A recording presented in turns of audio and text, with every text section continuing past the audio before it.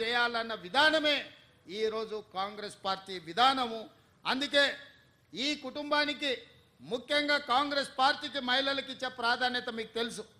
ఆనాడు ఇందిరమ్మ కావచ్చు, నేడు సోనియమ్మ కావచ్చు, కాంగ్రెస్ పార్టీ పెద్దలుగా మహిళలు ఉన్నప్పుడే సంక్షేమ పథకాలు అమలు చేసినాం. అందుకే ఈరోజు ఈ ఫ్యామిలీ డిజిటల్ కార్డులో కుటుంబ పెద్దగా మహిళలనే ముందు పెట్టినము.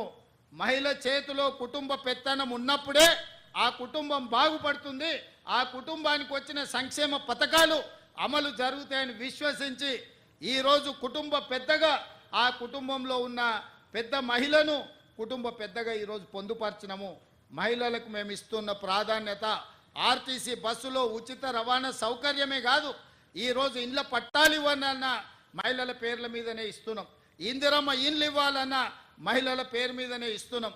ఇవాళ ఈ ఫ్యామిలీ డిజిటల్ కార్డు కూడా మహిళనే కుటుంబ పెద్దగా పెట్టి మీ వివరాలన్నిటిని కూడా నమోదు చేస్తున్నాం. కాబట్టి ఈరోజు ఈ విధానాన్ని ప్రతి ఒక్కరూ ఉపయోగించుకోవాలి.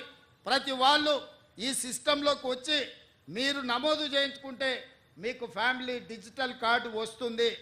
ఈ అమలు చేసే క్రమంలో ప్రతిపక్షాలకు కూడా నా సూచన, ఏది పడితే అది వాగుడు, లేకపోతే మీరు తప్పులు, మీరు అప్పులు.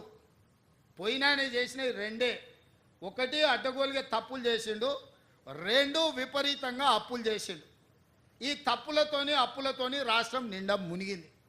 ఇవాళ మేము ఏదో దాన్ని సరిదిద్దుదామని 69,000 కోట్ల అప్పుతో తెలంగాణ రాష్ట్రానికి చేతికి అప్ప చెప్తే 7 లక్షల కోట్ల రూపాయలు అప్పులు చేసిండు. ఇక దద్దమ్మ చెప్తాడు కంటోన్మెంట్లో నేను అంతా చేసినాను. ఎవరే నేను ఎంపీగా ఉండి 5 ఏళ్ళు కొట్లాడి నేను ముఖ్యమంత్రి అయినాక కంటోన్మెంట్ ప్రజల్ని మున్సిపాలిటీలో కలపాలని ఆర్డర్ పట్టుకొచ్చింది నేను. మీ తాత తెచ్చిండా? ఎలివేటెడ్ కారిడార్ ఆర్మీ ప్రాంతంలో రోడ్లు ఇబ్బంది జరిగి ఈ ప్రాంతం పెండింగ్ ఉంటే భూమికి భూమి బదలాయింపు కింద ఇచ్చి ఆర్మీతో నేను మాట్లాడి రాజ్నాథ్ సింగ్ నేను కలిసి ఎలివేటెడ్ కారిడార్లకు దాదాపుగా 194 ఎకరాల భూమిని బదలాయింపజేసి ఈ కంటోన్మెంట్ ఎదుర్కొంటున్న ట్రాఫిక్ సమస్యను శాశ్వతంగా పరిష్కరించడానికే ఎలివేట్ కారిడార్స్ కోసం మనం అనుమతి తీసుకొచ్చినాం. ఇవాళ ఇక్కడ చాలామంది రక్షణ శాఖకు సంబంధించిన భూములల్లా ఇండ్లు కట్టుకున్నారు పేదోళ్ళు. ఇవాళ వాళ్ళకు ఓటర్ లిస్టులో కంటోన్మెంట్ ఎలక్షన్ ఉంటే వాళ్ళకు ఓటర్లలో పేరు లేదు. వాళ్ళు కనీసం ఓటు హక్కు కూడా తీసుకురాలేదు. 10 ఏళ్ళు ముఖ్యమంత్రిగా ఉండి 10 ఏళ్ళు రాష్ట్రంలో అధికారం చెలాయించి ఇవాళ అందుకే వాళ్ళకి శాశ్వతమైన ఓటు హక్కు తీసుకురావాలంటే ఈ రక్షణ శాఖ భూమిని తెలంగాణ రాష్ట్ర ప్రభుత్వం బదిలీ చేసుకొని తెలంగాణ రాష్ట్ర ప్రభుత్వం రక్షణ శాఖకు ఆల్టర్నేట్ ల్యాండ్ ఇచ్చి ప్రత్యామ్నాయంగా భూమినిచ్చి భూమికి భూమిని బదలాయించి ఈ ప్రాంతంలో ఉన్న పేదలకు ఇళ్ళ పట్టాలు ఇవ్వాలని ఇవాళ మేము నిర్ణయం తీసుకున్నాం. ఇంతకుముందు మిత్రుడు శ్రీ గణేష్ అదే అంశాన్ని నా దృష్టికి తీసుకొచ్చాడు. మా రెవెన్యూ శాఖ మంత్రి గారు నాకు చెప్తున్నారు, అన్న ఎంత భూమి అయినా బదలాయించు, వాళ్ళందరికీ పట్టాలు ఇవ్వాలి అని. ఇవాళ ఇట్లాంటి మంచి కార్యక్రమాలు తీసుకొని మేము ముందుకు వస్తుంటే వాటి మీద సూచనలు చేయకుండా వాటి మీద మాట్లాడకుండా ఇవాళ ఏదేదో మాట్లాడుతున్నాడు. ఆయన మాటలకు మీకు అందరికీ అర్థమై ఉంటుంది.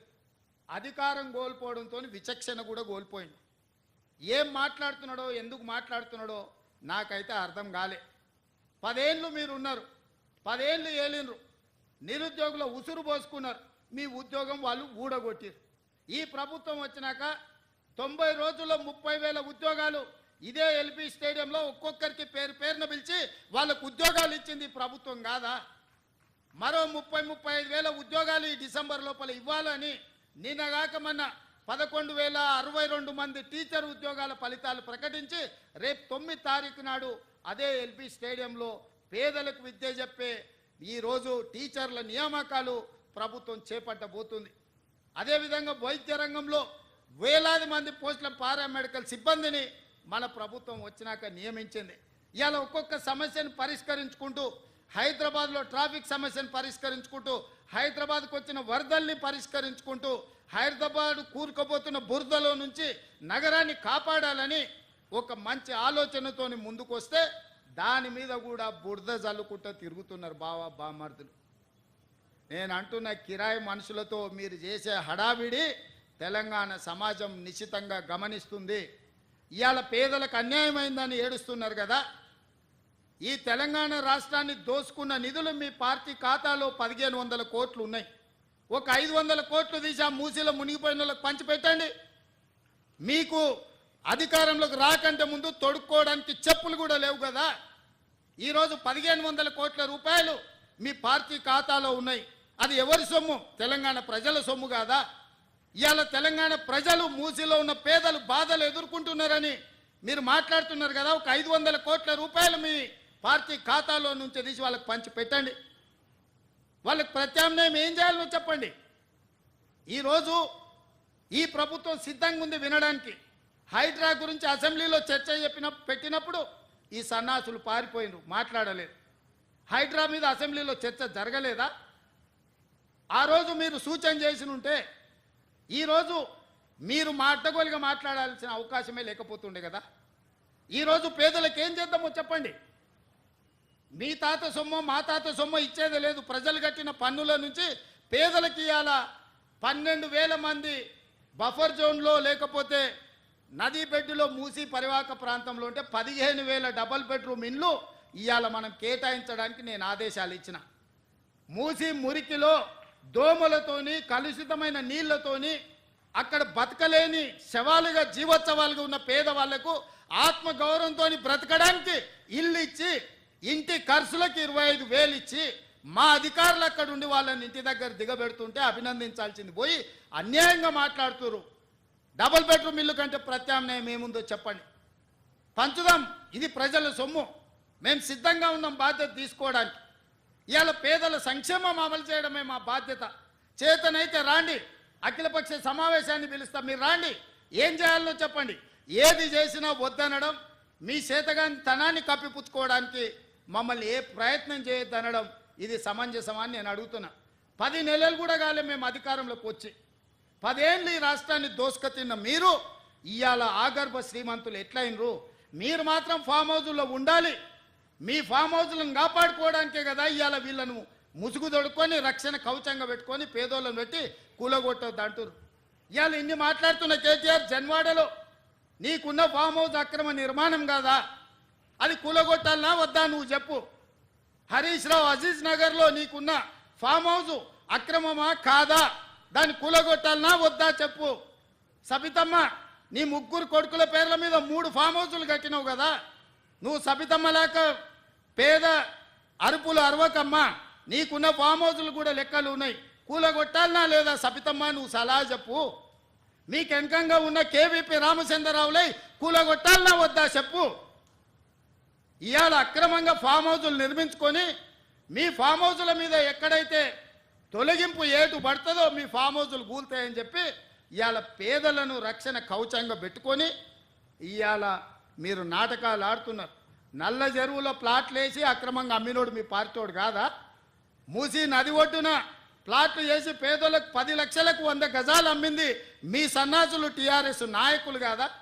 ఇవాళ 100 గజాలు 10 లక్షలకు నల్ల చెరువులో సున్నం చెరువులో ఇవాళ మూసి నది ఒడ్డున మీరు ప్లాట్లు చేసి అమ్మి ఇవాళ ప్రభుత్వ భూమి అని తేలంగానే వాళ్ళు ఎక్కడ మిమ్మల్ని చొక్కా పట్టుకొని మా పైసలు మాకు వాపసు చేయమని అడుగుతారో అని చెప్పి ముందే పార్టీ కార్యకర్తలని ఉసిగొల్పి ఈరోజు ఈ ధర్నాలకు దీక్షలకు తిరుగుతున్నారు.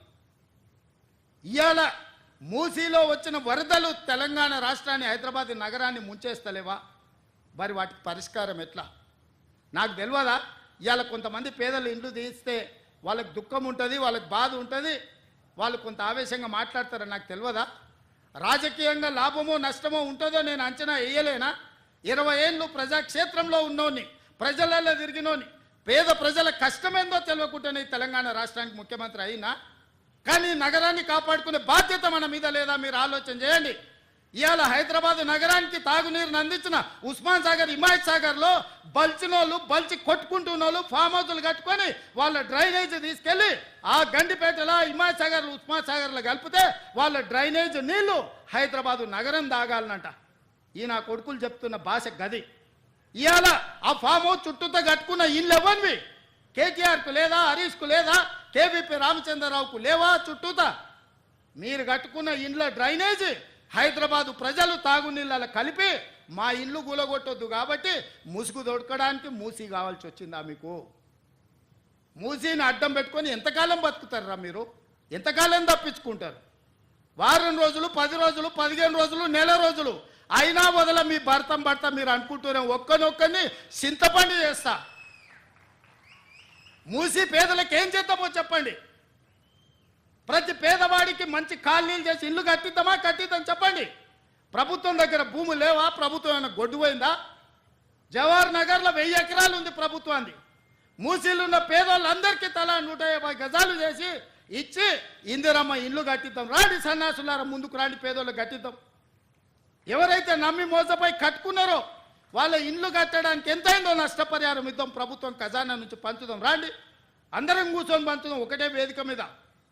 ఇవాళ ఈ ప్రాంతంలో ఎంపీ ఆయన మాట్లాడుతుండు. ఇక ఆయన గురించి నేను ఎక్కువ మాట్లాడదలుచుకోలే, కానీ ఆయనకు బాధ్యత లేదా? ఎంపీకి గెలిచినావు కదా, మోడీ దగ్గర నుంచి ఏం తెస్తావు తీసుకురా. గుజరాత్లో అహ్మదాబాద్లో సబర్మతి రివర్ ఫ్రంట్ నరేంద్ర మోడీ కట్టుకోవచ్చు అంట, కానీ నరేంద్ర మోడీకి ఊడిగం చేస్తాడంటే కానీ మూసీ రివర్ ఫ్రంట్ మాత్రం తెలంగాణలో కట్టొద్దంట. ఏం న్యాయమా ఇది?